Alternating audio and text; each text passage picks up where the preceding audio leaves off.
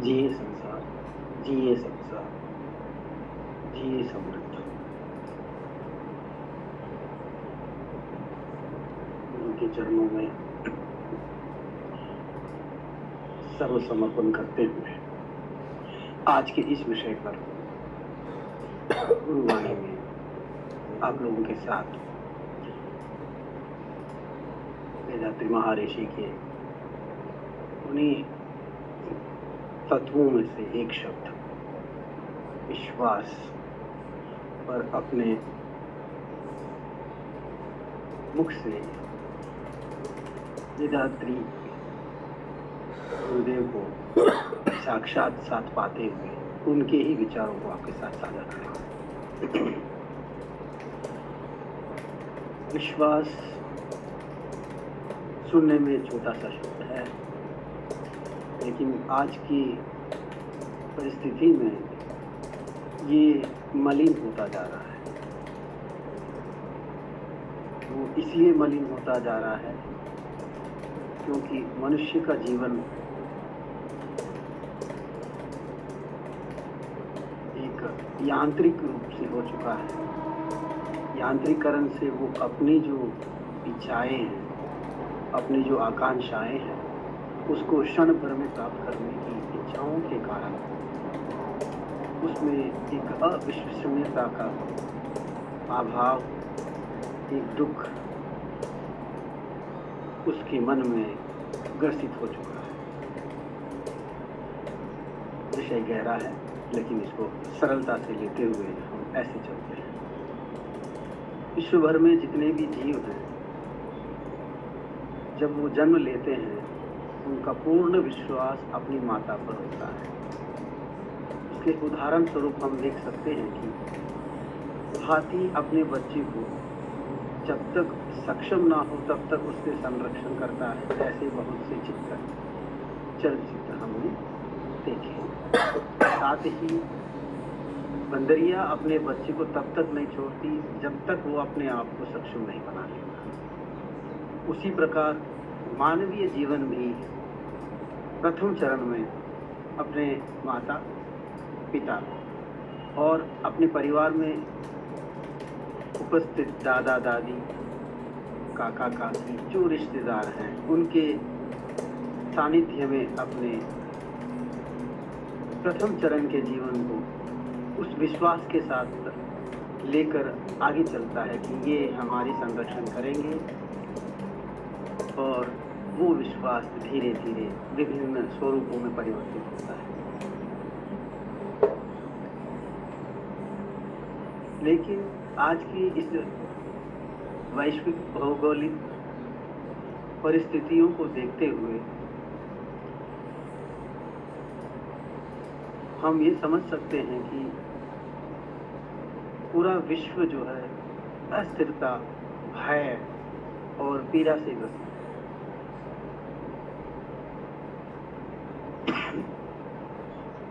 विश्व में धनाधिपत्य देशों ने दूसरे देशों पर, जो गरीब है, जो असक्षम है, उन पर अपना अधिकार जमाने के लिए कार्य कर रही है, जो कि वैश्विक स्थिति पर सही नहीं है। जहाँ तक वेदात्रियम का संबंध है, हम हमेशा यही कहते हैं कि वसुधैव कुटुंब की भावना, विश्व में कोई सीमाएं ना हो, सब सीमा अपनी है, एक ही रहे, युद्ध ना रहे। जब इस तरह के हम विचारधारा लेके चलते हैं, तब एक दूसरा पक्ष होता है विश्वास। जब विश्वास के साथ एक जाति, मानवीय जाति, दूसरे इलाकों में रहने वाले लोगों के साथ अपने स्नेह, उनका आदर साझा करती है, तब हम उस विश्वसनीयता को परिवर्तित रूप में दो राष्ट्रों के बीच घनिष्ठ संबंधों में देख सकते हैं। एक तरफ विश्वास भारत और रूस का है, आज़ाद से लेकर आज तक हम हमेशा रूस को हमारे साथ पाए हैं। भले ही वो एक तरफ युद्ध अपना लड़ रहा है, लेकिन उस युद्ध में भी भारत को सक्षम बनाने में जो रूस की योगदान है वो अक्षुण्य है, अघाड़ीय है, अपरिमार्जित सीमाओं से परे है। जिस परिस्थिति में पूरे विश्व में आज भारत संपूर्ण राष्ट्रों को एक करने की एक परिकल्पना लेके चल रहा है, हर राष्ट्र को सक्षम बनाने की परिक्रमा लेके चल रहा है। भारत और अफगानिस्तान के रिश्तों में जो हम गहराई देख पा रहे हैं, पीड़ित लोगों की सेवा में जब तत्पर होकर भारत पहले पहुंच रहा है, तो वास्तव में एक किरण विश्वास की पूरे विश्व में जगी है कि यही वो देश होगा जहां से हम अपने आप को सुरक्षित और हर दृष्टि से संपूर्ण प्रगति की ओर ले चल सकते हैं।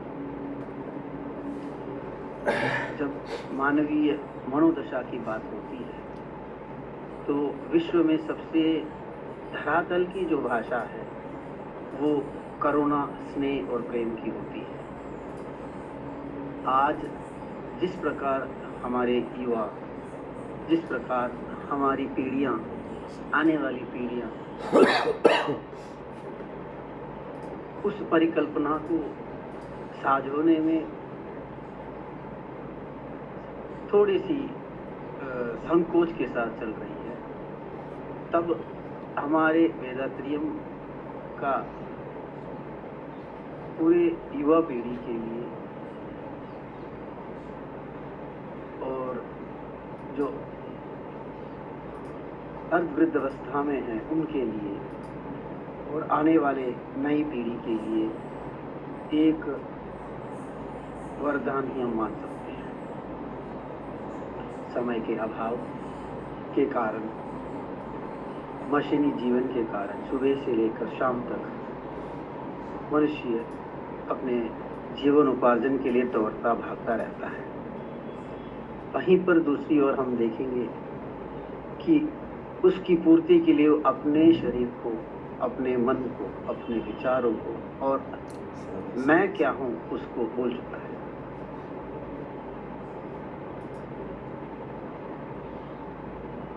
रिश्ते भी संकीर्ण हो चुके हैं।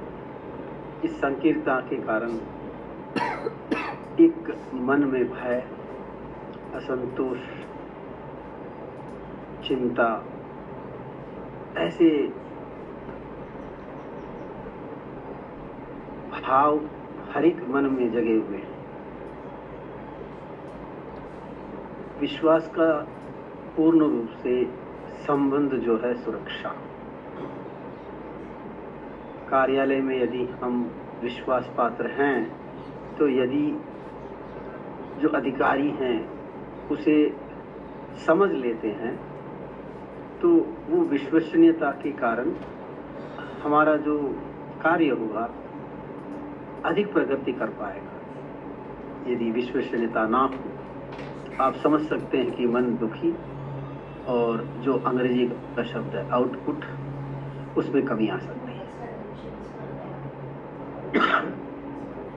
मनुष्य ही ऐसा एक जीव है जो अपने आप को असक्षम मानता है, लेकिन उसके अंदर छिपी हुई उन शक्तियों को जागृत करने का कार्य वेदात्रियम के द्वारा दिए गए हर एक कदम पर एक मार्गदर्शन हमें प्राप्त होता है, जिससे मनुष्य अपने आप को जीरो से हीरो बन सकता है। वहां पर भी सबसे एक कड़ी जो है, सबसे बड़ी कड़ी जो है विश्वास है। हम किसी भी मार्ग को चुन लें, लेकिन वेदात्रियम के मार्ग में जो सरलता है, जो सौम्यता है, जो अगाध शक्ति बिना मेहनत की प्राप्त हो रही है, वो आश्चर्यजनक है। मनुष्य यही सोचता है कि ये शरीर है, इसमें क्या रखा है, ब्रह्मांड क्या है। अब इन चिंताओं से वो परे होकर अपने जीवन उपार्जन के शक्ति के आधार पर अपनी रोज की संतुष्ट करने वाली क्रियाओं में जुड़ा हुआ है। पूरे सामाजिक और सांस्कृतिक दृष्टि से ये महत्वपूर्ण है कि मनुष्य अपने परिवार का संरक्षण करे और रोटी कपड़ा मकान और ये जो प्राथमिक पूर्तियां हैं उसे करने की आवश्यकता है।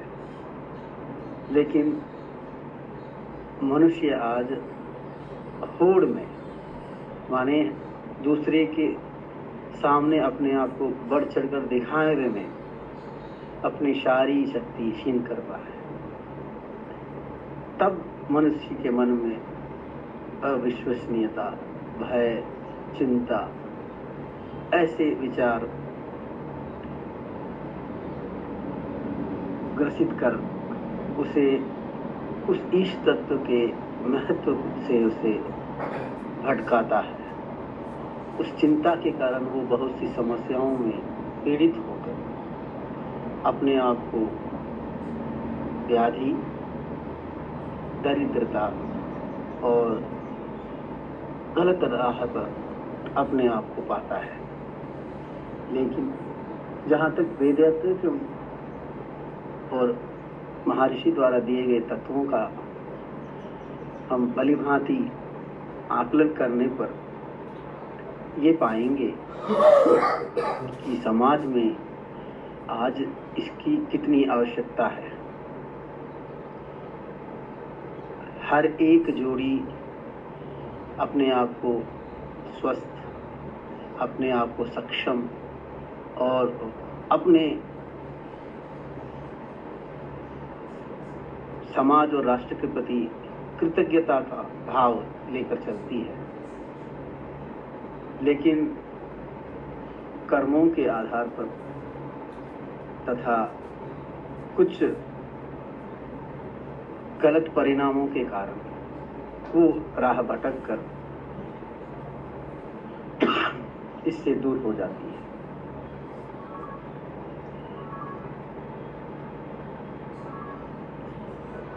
जिस प्रकार कछुआ समुद्र के तट पर अंडे देकर समुद्र की गहराइयों में जाकर वहां से अपने सूक्ष्म दृष्टि से उन अंडों को सेकता है और उसके बाद उस अंडों से जब बच्चे निकलकर समुद्र की ओर चल अपने मां से मिलते हैं, उतनी सूक्ष्म शक्ति, विश्वसनीयता ईश्वर ने उन जीवों को भी दी है। तब हम तो मनुष्य हैं, हमारे अंदर षड्गुण हैं और षड्गुण के साथ ईश्वरीय तत्व बोध और उसे समझने का जो अपरिमित संकल्प है वो बहुत बड़ी जिम्मेदारी हो जाती है। हम ये जानते हैं, समझते हैं कि दुनिया में दो ही शब्द हर एक व्यक्ति को जोड़ सकता है, वो है दया और करुणा। हम एक दूसरे के प्रति श्रद्धा के साथ दया और करुणा के उन भावनाओं को स्वालंब रहित परमार्थ के उस उद्देश्य की पूर्ति के लिए जब करना शुरू करेंगे तो वास्तव में हमारे मन के जो भी विकार हैं वो उठेंगे ही नहीं। सृष्टि इतनी सक्षम है कि वो अपना कार्य स्वयं सिद्ध है और पूर्ण है, लेकिन उसकी उस शक्ति को पहचानने के लिए हमें हमेशा धरातल पे रहते हुए दैवीय शक्ति का विश्वास साथ में रखते हुए हर एक कदम में आगे बढ़ने की शक्ति अपने आप प्राप्त होती है। लोग ये समझते होंगे कि रामायण और महाभारत के उस पुराणों में सत्यता क्या है। उस सत्यता में भी यदि हम गहराई से रामायण को देखें तो राम के प्रति जो विश्वास मनुष्य से परे उन जीवों पे था, उन वानरों पे था, उन रीछों पे था, उस गिलहरी पे था, तो वो अखाड़ प्रेम का एक स्वरूप राम के रूप में, आदर्श के रूप में हमारे सामने आए। यदि हम महाभारत की बात करें, पांडवों की बात करें, वहाँ पर भी हम यही देखेंगे कि पांडवों के द्वारा मन में पूर्ण रूप से कृष्ण के प्रति श्रद्धा, प्रेम और पूर्ण विश्वास था। इसी कारण लाक्षागृह हो या कुरुक्षेत्र का युद्ध हो, कृष्ण ने उनका साथ दिया और पूरे विश्वास के साथ यदि हम समर्पित होंगे तो हमारे कार्यों में भी ईश तत्व की पूर्ण रूप से सहायता प्राप्त होगी। और यदि हम निस्वार्थ भाव से पूरी सृष्टि के उत्थान के लिए कार्य करेंगे, मानव जाति के उत्थान के लिए काम करेंगे, तब हम ये अवश्य देखेंगे कि मनुष्य जीवन एक सुंदर स्वरूप प्राप्त कर एक नई अवधारणा का अवतरण आने वाले समय में हर एक व्यक्ति में जागृत होगा। आज विश्व में जिस प्रकार से भावनाएं द्वेष की बढ़ रही है, वो विश्व पटल पर एक चिंतनीय विषय है। लेकिन हर एक जीव में ये महसूस कराने का परम आवश्यक तत्व यही होगा कि हर जीव ईश तत्व से बना है और ईश तत्व हमें सत्कर्म, सत्मार्ग और सत् विचारों को साझा करने के लिए हमें दिया गया है। यदि इन विचारों को हम नई पीढ़ी के अंदर बीजारोपण करने का कार्य कर पाएंगे तो आने वाले दशकों में हम वेदात्रियम के बहुत बड़े और सक्षम परिवारों को हमारे सामने स्थापित कर पाएंगे। विश्व में जिस प्रकार स्वामी जी ने कहा है कि एक क्षेत्र की कमी को दूसरे क्षेत्र के भंडार से पूर्ति की जा सकती है, उसी प्रकार हम ये देखेंगे कि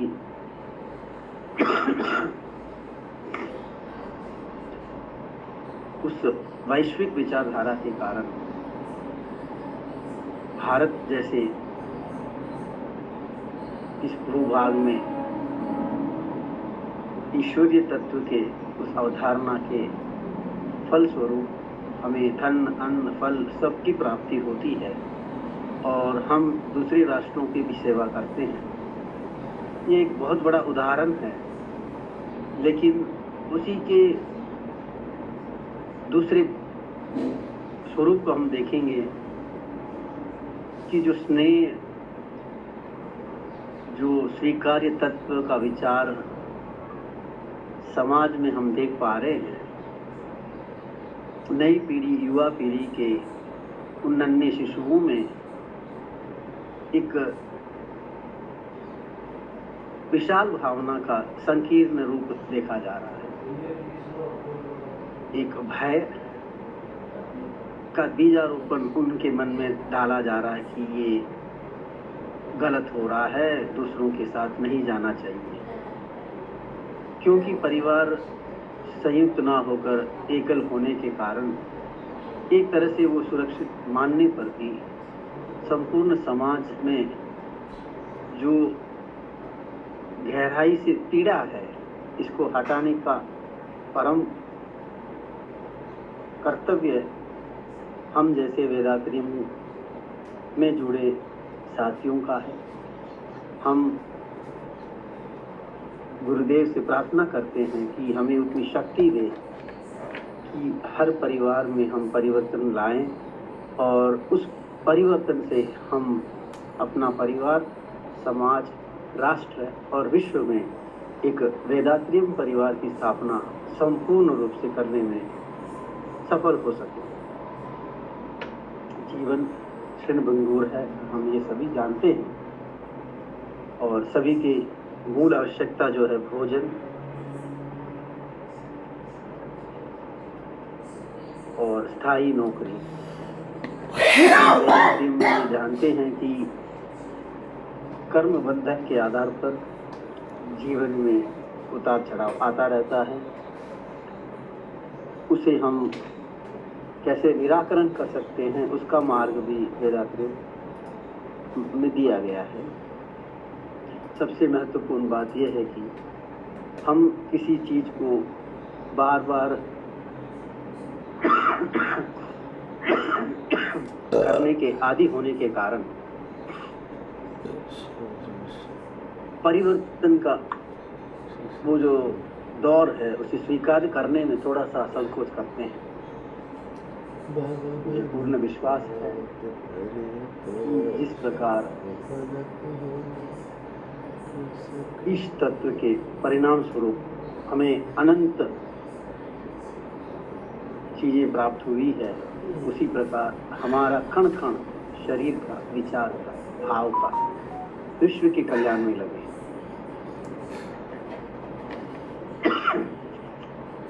ऐसे बहुत से उदाहरण हैं जिसमें हम ये समझ सकते हैं कि शिक्षा एक महत्वपूर्ण कड़ी है, और इस शिक्षा में हम सार्वजनिक रूप से बच्चों में यथोचित परिवर्तन लाएं, उनमें आध्यात्मिक और जीवन उपार्जन के लिए जो शिक्षा आज के समय के अनुकूल हो, उसे सक्षम बनाने में हम आगे बढ़े। मनुष्य और समाज के प्रति हमेशा हमें हितैषी सिद्ध होने वाली व्यवस्थित शिक्षा को हमारे जो संस्कार है उसका पालन करते हुए बच्चों में वो सद्गुण दें। बच्चों में हमेशा अहिंसा, सत्य, ईमानदारी, सहनशीलता, तटस्थता, आत्मसंयम, आत्मविश्वास, विनम्रता, अनावृत प्रयास करने का गुण, ईर्ष्याहीनता की भावना, स्वप्रशंसाहीनता की भावना और हर कार्य में सकारात्मक दृष्टि, ऐसे गुणों को स्थापित करने की जिम्मेदारी हर एक व्यक्ति की है, हर एक परिवार की है। बच्चों में जीव और निर्जीव की उपस्थिति में और उनसे प्राप्त होने वाले हमारे जीवन उपार्जन की शक्तियों को पहचानने की शक्ति उनमें भरें। दुर्गुणों से दूर रहने की और उसे सुधारने के लिए उन्हें प्रेरित करें। अपने मन को हर समय संतुष्ट रखने, सहनशील और उदार बनने तथा क्षमा और समदृष्टि रखने का भाव हमें ही बच्चों में लाना पड़ेगा। हर व्यक्ति की अपनी अपनी महत्वाकांक्षा होती है, लेकिन महत्वाकांक्षा के साथ साथ उसे उपलब्धियां प्राप्त होते होते अहंकार के साथ क्रोध, क्रोध के साथ ईर्ष्या, ऐसे इस राह में चला जाएगा। उसे अपने संयम के साथ कार्य करने के लिए वेदांतर्यम द्वारा दिए गए षटगुण सुधार के माध्यम से हम उसको समझ सकते हैं। आज बहुत विकट परिस्थितियों में ऊंच नीच की भावना परिवार में देखी जा सकती है। भाई भाई में झगड़े, जमीन के लिए, पैसे के लिए। तो इन चीजों से होने वाली हानिकारक चीजें परिवार के साथ होती है, उसे समझाने की और समझने की आवश्यकता है। प्रतिशोध की भावना ने हर मन को ग्रसित कर रखा है, लेकिन जब हम वेदांतर्य में दिए गए एक साधारण शब्द मैं कौन हूँ, अगर उसे समझ लें और उसके राह में हम चल पड़े, स्वामी जी द्वारा दिए गए उन अभ्यासों का पालन करें और उसको भली भांति समझें, तो हमारे अंदर दया, करुणा, क्षमा ऐसे भाव सरलता से बहने वाली नदी के रूप में हमारे भीतर भी प्रवाहित होने लगे।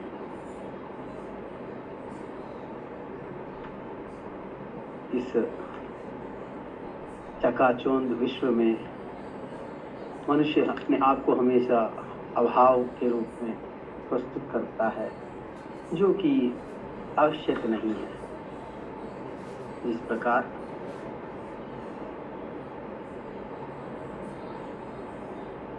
दूसरों की पर पीड़ा दूर करने के लिए व्यक्ति यदि काम करेगा, तो उसका पीड़ा, उसका दर्द दूर करने के लिए संपूर्ण सृष्टि के दाता उस परमपिता परमेश्वर का हमारे साथ होना और हमारे साथ कार्य करने का वो अनुभव, आत्मिक सुख,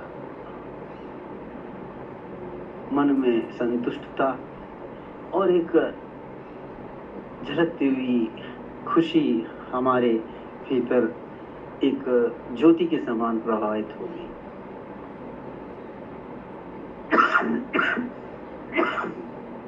प्रसिद्ध भजन वैष्णव जन तो तेने कहिए पीर पराई जाने है। इस छोटे से भजन में भी हम हमेशा यही देखते हैं कि हमारा कर्तव्य है कि पर पीड़ा दूर करना,